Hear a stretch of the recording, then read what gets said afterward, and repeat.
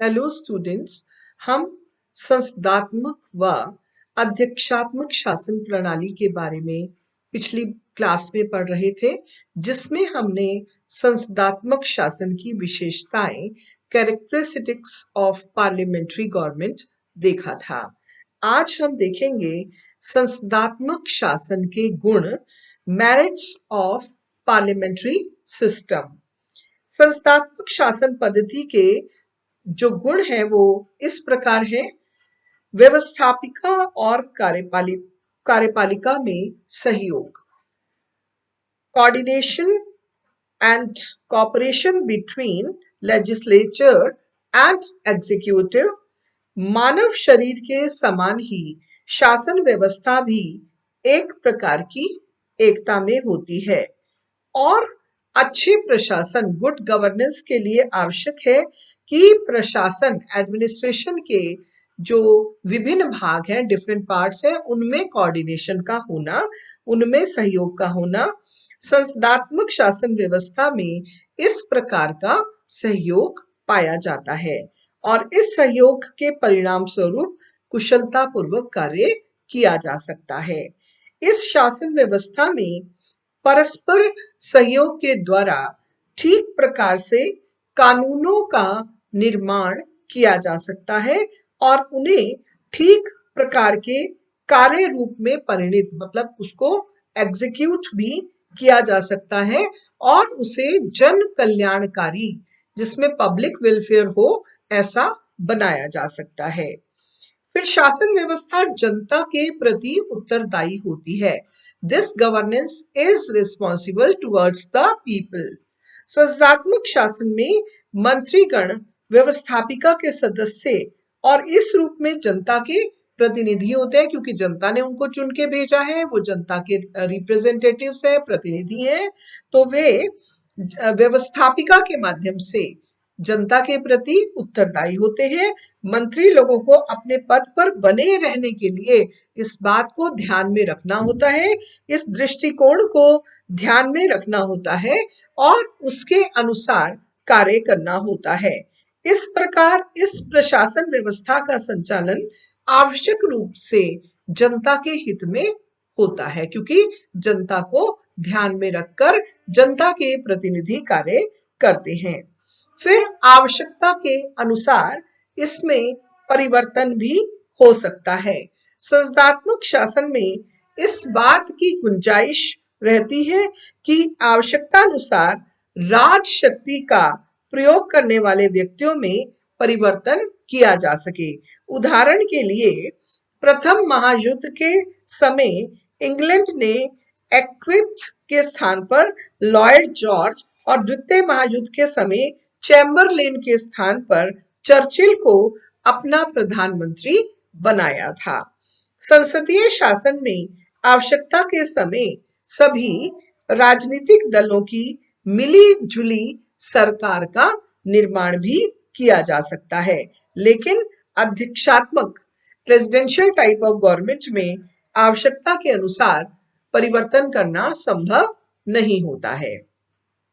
फिर इसमें योग्यतम, अनुभवी एवं लोकप्रिय व्यक्तियों का शासन होता है। इसमें जो लोग चुन के आते हैं संस्थात्मक शासन व्यवस्था में, पार्लियामेंट्री टाइप ऑफ गवर्नमेंट में, उनको काफी एक्सपीरियंस होता है, अनुभव होता है, उनके अंदर कैपेबिलिटीज होती हैं और उसके आधार पर व्यवस्थापिका अपने राजनीतिक दल और देश की राजनीति में महत्वपूर्ण स्थान उनको प्राप्त हो जाता है। वही व्यक्ति मंत्री परिषद के सदस्य, यानी जो उनमें से ही मंत्रिमंडल, कैबिनेट का फॉर्मेशन होता है।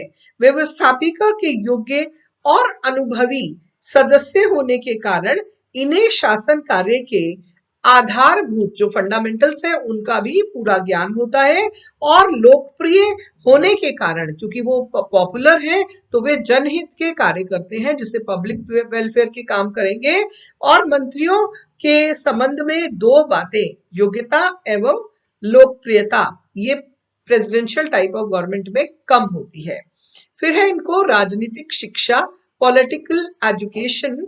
संस्थात्मक शासन में अध्यक्षात्मक शासन की अपेक्षा जनता को राजनीतिक शिक्षा प्राप्त करने का अधिक अच्छा अवसर प्राप्त होता है। व्यवस्थापिका में विभिन्न विभागों के कार्यों की आलोचना होती है और मंत्रीगण भी पूर्ण योग्यता के साथ अपने नीति एवं कार्यों को का प्रतिपादन करते हैं। जनता व्यवस्थापिका के इस कार्य विवरण को रुचि पूर्वक पढ़ती है और सार्वजनिक समस्याओं के संबंध में ज्ञान प्राप्त करती है। जहां ये पब्लिक के लिए रिस्पॉन्सिबल होते हैं, वहां ये लेजिस्लेचर में भी व्यवस्थापिका के प्रति भी उत्तरदायी होते हैं, तो ये अपना कार्य कुशलता के साथ करने का प्रयास करते हैं। फिर गत्यारोध की आशंका कम। अध्यक्षात्मक शासन जो है शक्ति विभाजन, डिस्ट्रीब्यूशन ऑफ पावर के सिद्धांत पर आधारित है, इसलिए इसमें अनेक बार एक दूसरे के कार्य में रुकावट भी डाली जाती है। लेकिन जो संसदीय शासन व्यवस्था है, इसमें कार्यपालिका बहुत एक्टिव होकर श्रेष्ठ रूप में कार्य करती है और किसी प्रकार के गतिरोध की आशंका नहीं रहती है। फिर इसमें निरंकुशता का अभाव होता है, क्योंकि इस कार्यपालिका के ऊपर जो मंत्रिमंडल के रूप में कार्यपालिका एग्जीक्यूटिव है, उसके ऊपर व्यवस्थापिका का नियंत्रण रहता है, लेजिस्लेचर का कंट्रोल रहता है, और यदि मंत्री लोग मनमानी करते हैं तो उन्हें उनके पद से हटाया जा सकता है। तो इस कारण ये निरंकुश भी नहीं होती है। फिर लोकतंत्रीय सिद्धांत की रक्षा, क्योंकि डेमोक्रेटिक वैल्यूज हैं, उनको केवल जो है अधिक सीमा तक संस्थात्मक शासन व्यवस्था में ही संभव होती है। इसके अंतर्गत जो है वे हमेशा तैयार रहते हैं कि वो किस प्रकार से उत्तर दें, और इस उत्तर के कारण उनको हमेशा रिस्पॉन्सिबल रहना पड़ता है। व्यवहार में संसदीय शासन, संसदीय शासन के जो बुनियादी तत्व हैं, वो संपूर्ण शक्तियों का संसद में केंद्रीयकरण रहना, सेंट्रलाइज्ड रहना, और कार्यपालिका का व्यवस्थापिका के प्रति निरंतर उत्तरदायित्व रहना मंत्रिमंडल का इसमें बहुत महत्व होता है। ऐसा कहा जा रहा है कि व्यवहार में संसदीय शासन का स्वरूप कुछ और होता जा रहा है। अब संसद केवल सैद्धांतिक दृष्टि से थियोरेटिकली शक्तियों का केंद्र रह गई है। भारत और ब्रिटेन में संसदीय प्रणाली वाले राज्यों में संसद की प्रतिष्ठा में पर्याप्त गिरावट आई है। संसद कैबिनेट के हाथ की कठपुतली बनती जा रही है। संसद की संप्रभुता एक कानूनी पहेली बन गई है और वह एक रबर स्टैम्प जैसी हो गई है, और जो मुख्य कार्य है वो कार्यपालिका यानी मंत्रिमंडल कर रहा है। रैमसे मेयर ने कहा है, मंत्रिमंडल की तानाशाही ने संसद की शक्ति और सम्मान को बहुत कम कर दिया है। भारत और ब्रिटेन में कार्यपालिका संसद को भंग कर सकती है। कानूनी यथार्थ में संसद द्वारा नहीं बनाए जाते, कानून जो बनाए जाते हैं कैबिनेट के नेतृत्व में बनते हैं।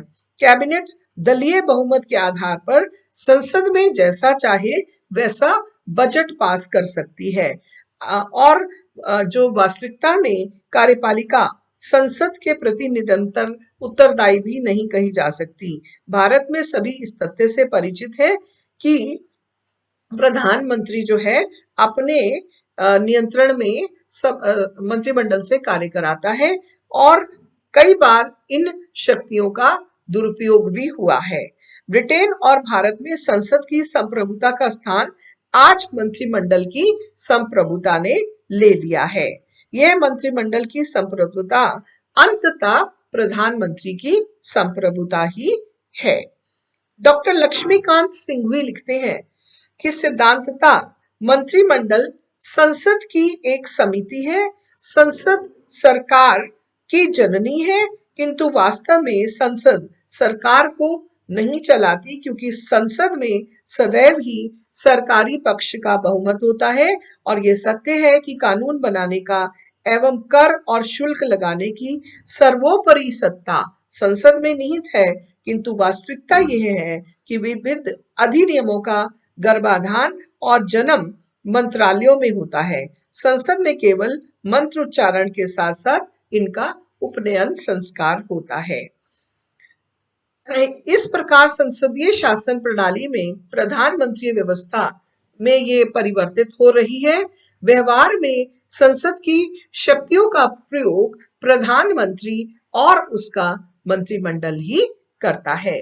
अब अगले क्लास में हम लोग अध्यक्षात्मक या राष्ट्रपति शासन, प्रेसिडेंशियल टाइप ऑफ गवर्नमेंट का अध्ययन करेंगे। धन्यवाद।